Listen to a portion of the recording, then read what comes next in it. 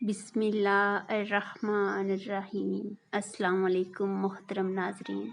लौंडी किसे कहते हैं? लौंडी से हम बिस्तरी करना क्यों जायज़ है? और क्या आज के दौर में लौंडियाँ रखी जा सकती हैं? यही हमारी आज की वीडियो का मौजू होगा। मोहतरम नाजरीन, लौंडी किसे कहते हैं और इससे हम बिस्तरी करना क्यों जायज़ है? हमारे मुआशरे में अक्सर पूछा जाता है कि लौंडी किसे कहते हैं, लौंडियाँ कौन होती हैं और इनसे हम बिस्तरी करना क्यों जायज़ होता है, और क्या आज के दौर में लौंडी रखना और इससे हम बिस्तरी करना जायज़ है? इस मामले में शरीयत क्या कहती है? दरअसल लौंडी ज़रख़रेज़ ग़ुलाम की मुअन्नस है, यानी कि फ़ीमेल स्लेव। इसको उर्दू में लौंडी कहा जाता है। कदीम अरबी और दूसरे मुआशरों में ग़ुलाम रखना आम रवाज था, आम रवायत थी, जिनसे लोग अपने कारोबार या घर का काम करवाया करते थे। इन लोगों की दो शक्लें हैं। उनको दो शक्लों में ग़ुलाम बनाया जाता था। पहली शक्ल ये थी कि इनको बाज़ार से ख़रीदा जाता था, जैसे कि आपने हज़रत यूसुफ़ अलैहिस्सलाम के बारे में भी सुना है कि काफ़िले के लोगों ने उनको कुएं से निकाल कर मिस्र के बाज़ारों में ले जाकर फ़रोख्त कर दिया था। ग़ुलाम बनाने की दूसरी शक्ल क्या होती है? ग़ुलाम बनाने की दूसरी शक्ल वो लोग होते हैं जो जंग में माले गनीमत के साथ मिला करते थे, जिनको कैदी बना लिया जाता था।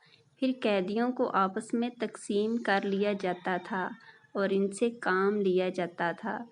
ऐसे ही जवान में ख़वातीन होती हैं, इनको लौंडियाँ कहा जाता है, और इनसे घरों के काम लिए जाते थे, यानी इनको घरों के काम पर मामूर कर दिया जाता था। तीसरी शक्ल ये होती है कि अमीर लोग अपने ग़ुलाम या लौंडी को किसी को तोहफ़े में दे देते हैं। बेशुमार अहादीस में ये हमें बात पता चलती है। इनमें से एक हदीस में ये है कि हज़रत मैमूना रज़ी अल्लाह ताला अन्हा से रवायत है कि उन्होंने एक लौंडी नबी करीम सल्लल्लाहु अलैहि वसल्लम की इजाज़त के बग़ैर आज़ाद कर दी, और जब नबी करीम सल्लल्लाहु अलैहि वसल्लम की बारी उनकी तरफ आई तो उन्होंने आप सल्लल्लाहु अलैहि वसल्लम को बताया कि मैंने अपनी लौंडी आज़ाद कर दी, जिस पर नबी करीम सल्लल्लाहु अलैहि वसल्लम ने फरमाया, अगर वो लौंडी तुमने अपने ननियाल वालों को यानी अपने मामू को तोहफ़ा दी है तो तुमको इसका ज़्यादा अजर सवाब मिलेगा। लौंडियों को आज़ाद करने के हुक्म को इस दौर में बड़ा अजर सवाब माना जाता था और यकीनन बहुत बड़ा अजर है और बेहतरीन सदका है। अब मैं आपको बताती हूँ कि लौंडियों से हम बिस्तरी करने को क्यों जायज़ कहा गया है। शरीयत में वो लौंडी जो आपकी अपनी है, यानी इसकी मलकियत आपकी है, जैसे कि वो सरगरीद हो या तोहफ़तन किसी से मिली हो, वो अब इसकी मलकियत है, तो शरीयत ने इसके साथ हम बिस्तरी की इजाज़त दी। लेकिन बहुत सख्त कवानीन हैं, बहुत सी पाबंदियों को फॉलो करना पड़ेगा, बहुत सी पाबंदियों की पासदारी करनी पड़ेगी। लोग इस बात पर बहुत ज़्यादा बहस करते हैं कि निकाह के बगैर कैसे हम बिस्तरी कर सकते हैं, ये तो गुनाह है, जबकि इसमें क्या हिकमत होगी ये मालूम करना कोई नहीं चाहता। जबकि हदीस मुबारका में है कि मर्दों के अपनी बीवियों और लौंडियों से हम बिस्तरी करने में कोई ममामत नहीं है। ऐसा क्यों जायज़ है? हम आपको बताते हैं कि जब एक मुआशरे में ग़ुलाम और लौंडी लाई जाएं और इनकी नफसानी ख्वाहिशात ना पूरी हो पाए तो मुआशरे में बेराह रवी बढ़ेगी। इसलिए मालिक अपनी ग़ुलाम औरतों से हम बिस्तरी कर सकता है, लेकिन बहुत ज़बरदस्त कवानीन हैं जिनको फॉलो करना पड़ता है, क्योंकि इस रवायत में इस्लाम ने ख़त्म करना था और इंसान को ग़ुलामी से निजात दिलाई थी। इसमें हिकमत की ज़रूरत थी, क्योंकि अगर नबी करीम सल्लल्लाहु अलैहि वसल्लम ये हुक्म फरमा देते کہ لونڈیاں آزاد ہیں اور غلامی کا دور ختم ہوا تو ہر گھر سے لونڈی آزاد ہوتی۔ اب ان کو حفاظت تو نہ مل سکتی تو ظاہر بات ہے کہ ان کو غلام نہیں سمجھا سکتے تھے، کیونکہ وہ خود صرف 2 روز کے کھانے پر اپنی ملکیت کھو چکے ہوتے اور وہ ان لونڈیوں کی کیسے حفاظت کر پاتے۔ سمجھ میں آنے والی بات ہے کہ اس صورت میں معاشرے میں برائی، بے راہ روی، فساد عام ہو جانا تھا، جبکہ مقصد غلامی کو ختم کرنا تھا، معاشرے کو خراب کرنا نہیں تھا۔ تو نبی کریم صلی اللہ علیہ وآلہ وسلم نے بڑی حکمت سے اس نظام کو ختم کیا۔ اس سسٹم کو یہ لوگ نکاح کی بات کرتے ہیں، تو نکاح تو نہیں کیا تو یہ کیسے جائز ہوگا؟ محترم ناظرین، یہ تو نبی کریم صلی اللہ علیہ وآلہ وسلم کی سنت ہے کہ نبی کریم صلی اللہ علیہ وآلہ وسلم نے لونڈیوں سے نکاح کے بغیر ہم بستری کرنا جائز قرار دیا، تو اس کو ماننے میں کون سا حرج ہے؟ قوانین کی نکاح میں بھی پیروی ہونی ہوتی ہے اور ہونی چاہیے، اور اس عمل میں بھی ان قوانین کے بارے میں سنیے کہ وہ قوانین کیا ہیں۔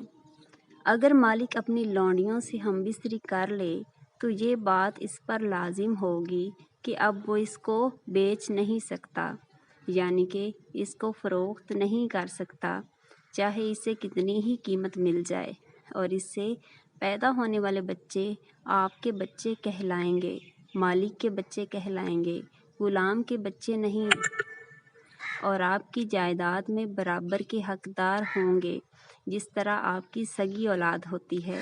لہٰذا اب غلامی ختم ہو گئی اور وہ لونڈی مالک کی بیوی بن جائے گی، تو مالکان کو اپنی لونڈیوں سے ہم بستری کرنے کی اجازت بھی اس لیے دی گئی جس سے وہ ایک غلام سے گھر کی مالکن بن گئی۔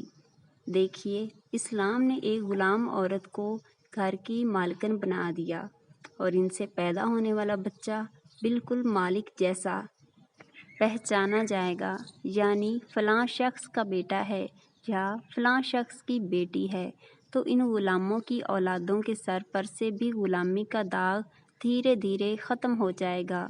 بے شک اس میں کوئی شک نہیں کہ اسلام ایک سچا دین ہے، اور یہ اسلام کی حکمت کا نتیجہ اب آپ کے سامنے ہے کہ آج کے دور میں کوئی لونڈی یا کوئی غلام اسلامی دنیا میں موجود نہیں ہے۔